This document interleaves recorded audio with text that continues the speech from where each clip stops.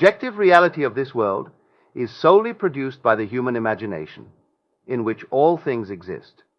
Tonight, I hope to show you how to subjectively appropriate that which already exists in you and turn it into an objective fact. Your life is nothing more than the outpicturing of your imaginal activity, for your imagination fulfills itself in what your life becomes. The last year that Robert Frost was with us, he was interviewed by Life magazine and said, "Our founding fathers did not believe in the future. They believed it in." This is true. Having broken with England, our founding fathers could have established their own royalty here by making one of them the king, thereby perpetuating a royal family. They could have chosen a form of dictatorship, but they agreed to imagine a form of government that had not been tried since the days of the Greeks. Democracy is the most difficult form of government in the world, yet our founding fathers agreed to believe it in. They knew it would take place because they knew the power of belief, the power, I hope, to show you that you are tonight. To say, "I'm going to be rich," will not make it happen. You must believe riches in by claiming within yourself, "I am rich." You must believe in the present tense, because the active, creative power that you are is God. He is your awareness, and God alone acts and is. His name forever and ever is I Am. Therefore he can't say, "I will be rich," or "I was rich, but I am rich." Claim what you want to be aware of here and now, and although your reasonable mind denies it and your senses deny it, if you will assume it with feeling, your inward activity, established and perpetuated, will objectify itself in the outside world, which is nothing more than your imaginal activity objectified. To attempt to change the circumstances of your life before you change its imaginal activity is to labor in vain. This I know from experience. I had a friend who hated Roosevelt, yet wanted him to change. Every morning while shaving, my friend would tell Roosevelt off. He found great joy and satisfaction in this daily routine, yet could not understand why Roosevelt stayed the same. But I tell you, if you want someone to change, you must change your imaginal activity, for it is the one and only cause of your life, and you can believe anything in if you will not accept the facts your senses dictate. For nothing is impossible to imagine, and imagining, persisted in and believed, will create its own reality. Now, all things exist in God, and He exists in you, and you exist in Him. Your eternal body is the human imagination, and that is God Himself. Your imagination is an actual body in which everything is contained. When you imagine, the thing itself comes out of that divine body, Jehovah. The story of Jesus is a wonderful mystery that cannot be solved until you discover from experience that He is your own wonderful human imagination. We are told that God speaks to man in a dream and unveils Himself in a vision.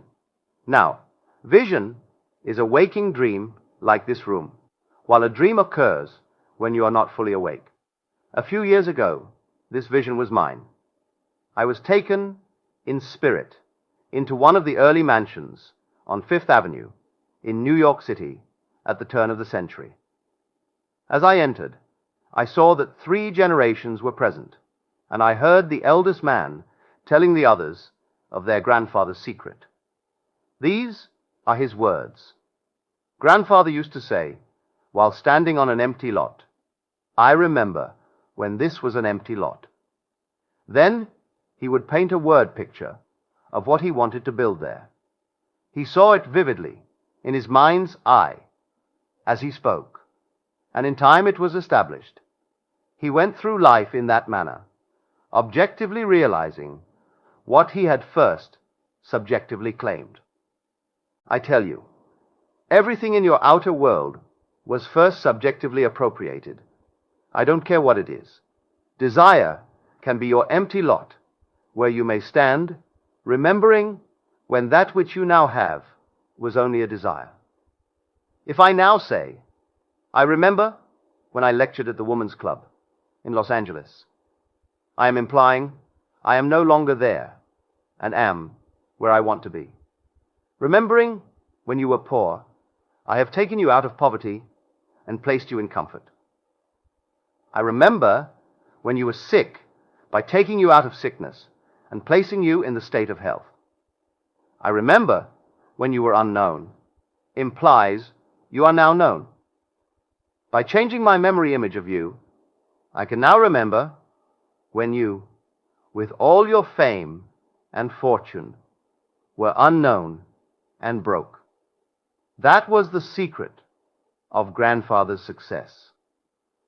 This is what I learned in vision. Do not put this thought aside, because it came to me in vision. In the 12th chapter of the book of Numbers, it is said that God speaks to man through the medium of dreams and makes himself known through vision. If God makes himself known to you through vision and speaks to you in dream, what is more important than to remember your dreams and visions? You can't compare the morning's paper or any book you may read to your vision of the night, for that is an instruction from the depth of yourself. God in you speaks to you in a dream, as he did to me when he took me on a trip in time to that beautifully staffed mansion at the turn of the century. As spirit, I was invisible to those present, but I heard more distinctly than they, and comprehended the words more graphically than they, because they had their millions. And who is going to tell one who already has millions how to get them? I entered their environment to hear their story, in order to share it with those who will hear and believe my words, and then try it.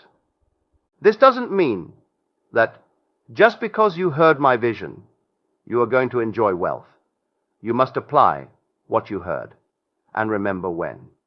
If you would say, I remember when I couldn't afford to spend $400 a month for rent, you are implying you can well afford it now. The words, I remember when it was a struggle to live on my monthly income, implies you have transcended that limitation. You can put yourself into any state by remembering when. You can remember when your friend expressed her desire to be married. By remembering when she was single, you are persuading yourself that your friend is no longer in that state, as you have moved her from one state into another. When I say all things exist in the human imagination, I mean infinite states. For everything possible for you to experience now exists in you as a state of which you are its operant power. Only you can make a state become alive. You must enter a state and animate it in order for it to outpicture itself in your world. You may then go back to sleep and think the objective fact is more real than its subjective state into which you have entered. But may I tell you, all states exist in the imagination. When a state is entered subjectively, it becomes objective in your vegetative world, where it will wax and wane and disappear. But its eternal form will remain forever, and can be reanimated and brought back into being through the seed of contemplative thought. So I tell you, the most creative thing in you is to enter a state and believe it into being.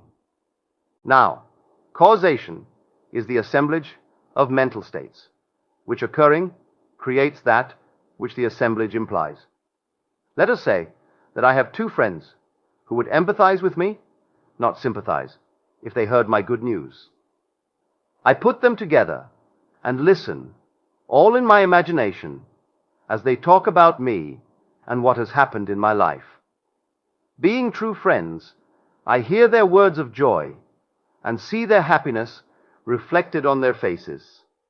Then I allow myself to become visible to them and feel their handshake and embrace as I accept their congratulations as a fact. Now I have assembled a mental state which, occurring, created that which the assemblage implied. Therefore, I am its cause.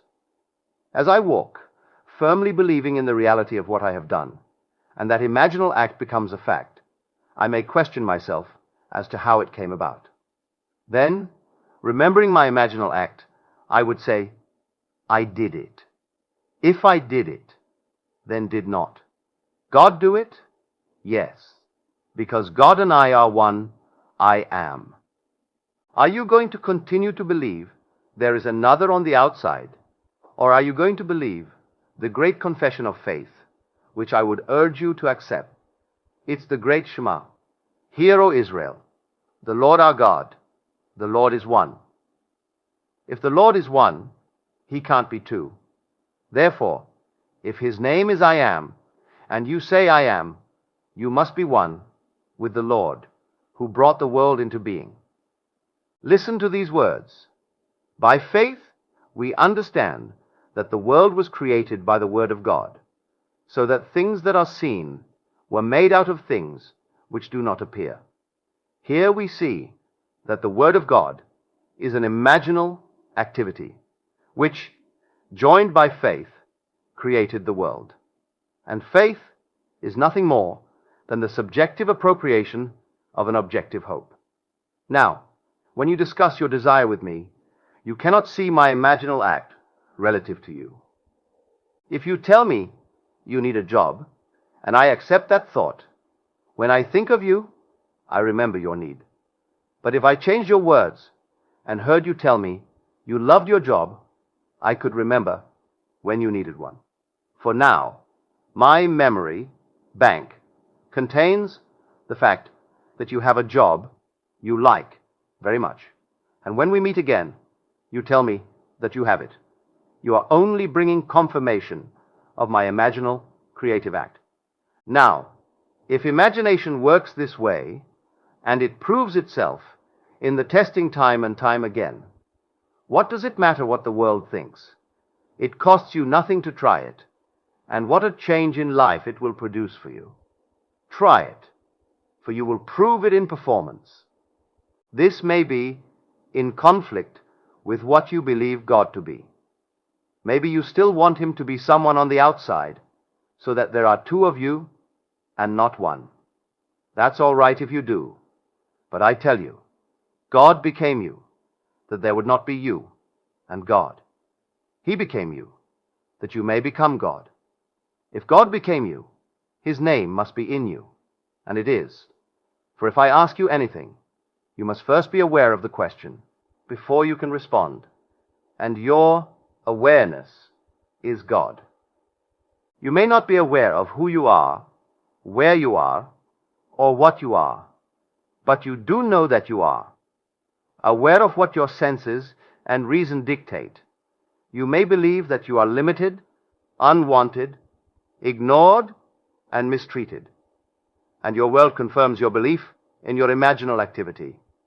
And if you do not know that your awareness is causing this mistreatment, you will blame everyone but yourself. Yet I tell you, the only cause of the phenomena of life is an imaginal activity. There is no other cause. If you believe in the horrors of the world as they are given to you in the paper and on television, your belief causes the horrors to continue.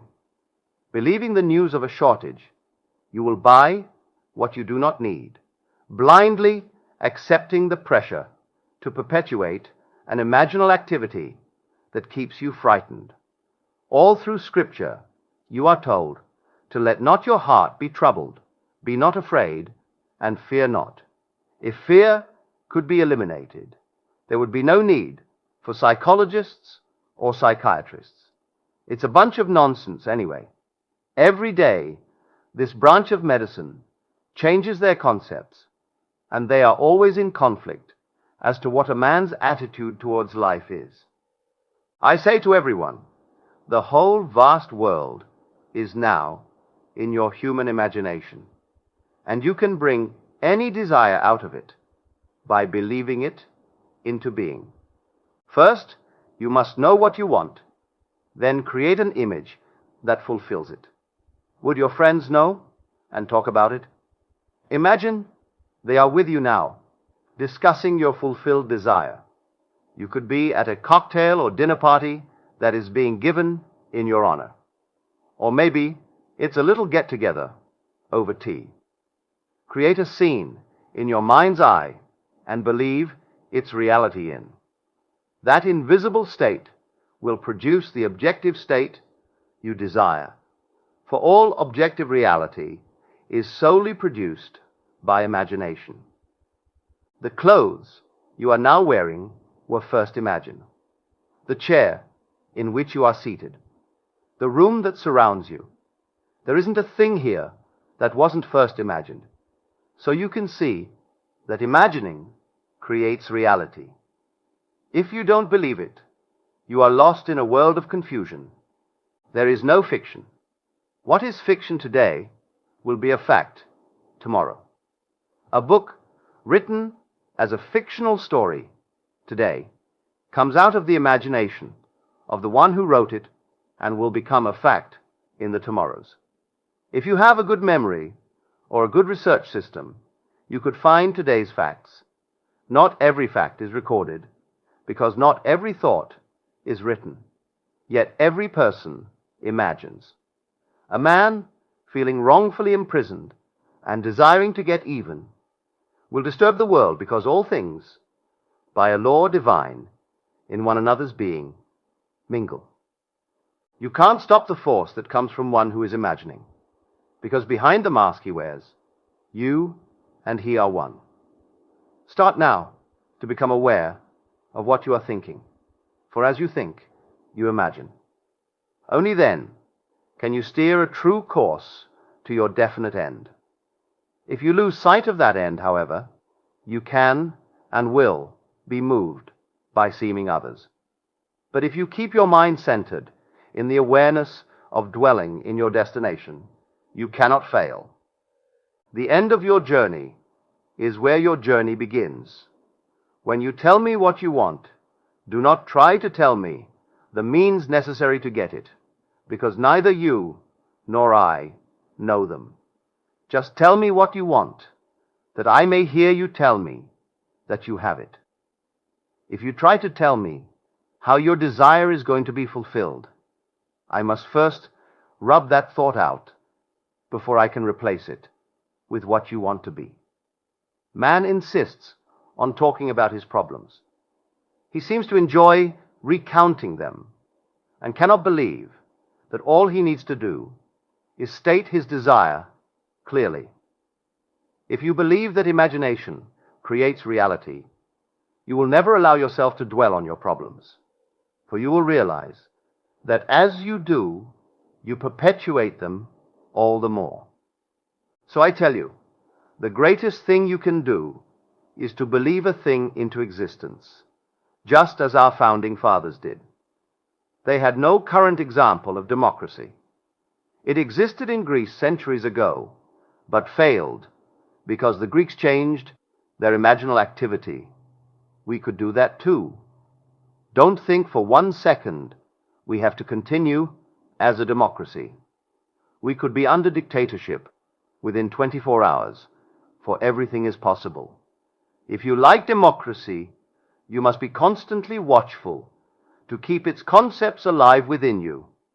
It's the most difficult form of government. A man can voice an opinion and stage a protest here, but in other forms of government, he cannot. If you want to enjoy the freedom of a democracy, You must keep it alive by being aware of it. Now, if you keep this law, you don't have to broadcast what you want. You simply assume that you have it. For, although your reasonable mind and outer senses deny it, if you persist in your assumption, your desire will become your reality. There is no limit to your power of belief, and all things are possible to him who believes. Just imagine what an enormous power that is. You don't have to be nice, good, or wise, for anything is possible to you when you believe that what you are imagining is true. That is the way to success. I believe any man who has been successful in his life's venture has lived as though he were successful. Living in that state, he can name those who aided him in achieving his success. And he may deny that he was always aware of success, but his awareness compelled the aid he received. To believe your desire into being is to exercise the wonderful creative power that you are. We are told in the very first Psalm, "Blessed is the man who delights in the law of the Lord. In all that he does, he prospers." This law, as explained in the Sermon on the Mount, is psychological. You have heard it said of old, "Thou shalt not commit adultery." But I say unto you, anyone who lusts after a woman has already committed the act of adultery with her in his heart. Here we discover that it is not enough to restrain the impulse on the outside. Adultery is committed the moment the desire is thought. Knowing what you want, gear yourself towards it, for the act was committed in the wanting. Faith must now be added, for without faith it is impossible to please God. Can you imagine a state and feel that your imaginal act is now a fact? It costs you nothing to imagine. In fact, you are imagining every moment in time, but not consciously. But may I tell you, if you use your creative power by imagining, a desire is already fulfilled.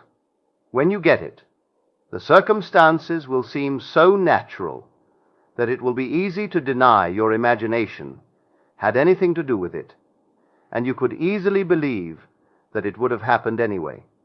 But if you do, you will have returned to sleep once again. First of all, most of us do not even realize our own harvest when it confronts us.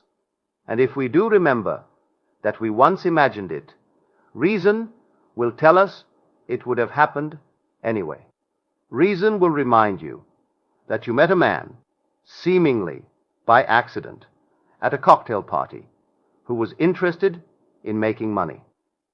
When he heard your idea, he sent you to see his friend, and look what happened. So really, it would have happened anyway. Then, of course, it is easy to ignore the law, but blessed is the man who delights in the law of the Lord. In all that he does, he prospers. Don't forget the law while you are living in the world of Caesar, and apply it wisely. But remember, you are not justified by its use. Justification comes through faith. You must have faith in the incredible story that God promised to bring himself out of you, as you. This is God's promise to all, and all are asked to believe it. It is not what you are, but what you trust God to do that saves you. And to the degree that you trust God to save you, you will be saved. But he has given us a psychological law to cushion the inevitable blows of life. The law is simple. As you sow, so shall you reap. It is the law of like begets like. As you imagine, so shall your life become. Knowing what you want, assume the feeling that would be yours if you had it. Persist in that feeling, and in a way you do not know and could not devise. Your desire will become a fact. Grandfather made his fortune by standing on an empty lot and saying to himself, "I remember when this was an empty lot." Then he would paint a beautiful word picture of the structure he desired there. This is a wonderful technique. You can remember when you were unknown, penniless, and ill, or a failure. Remembering when you were implies you are no longer that, and your power is in its implication. Use the law, and it will take you from success to success, as you conceive success to be. As far as I am concerned, success is to fulfill the promise, and you cannot do that through the law. The promise is fulfilled through faith. Are you holding true to the faith? Examine yourself to see if you are. I have told you an eternal story. Believe it, but do not change it. The story is this: God became you that you may become God. Use the law to cushion the blows while God keeps his promise. And then one day, when your journey is over, you will say, "Into thy hands I commit my spirit. Thou hast redeemed me, O Lord, faithful God." That's the cry on the cross. Commit your spirit to your imaginal act, relax, and fall asleep, knowing its redemption is assured. Then when you least expect it, God will prove to you that he has redeemed you by awakening in you as you. Then you will be born, not of blood, or of the will of the flesh, or of the will of man, but of God. Now let us go into the silence.